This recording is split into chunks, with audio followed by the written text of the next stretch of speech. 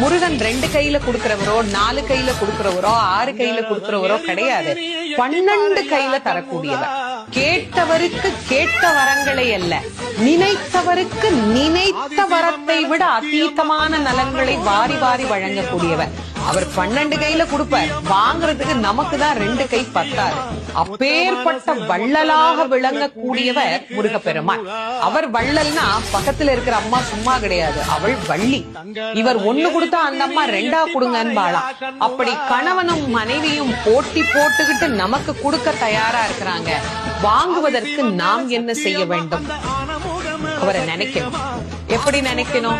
அரை நிமிஷமாவது நினைக்கணும். அரை நிமிஷம் எப்படி நினைக்கணும்? எனக்கு கொடுப்பாரு, எனக்கு கொடுப்பாரு, எனக்கு கொடுப்பாருன்னு நினைக்க கூடாது. முருகப்பெருமானை உள்ளம் உருகி, அந்த உள்ளம் உருகுகிற போதே நமக்கு அப்படியே கண்களில் இருந்து ஆனந்த கண்ணீர் அப்படியே பெருகும். அந்த கண்ணீர்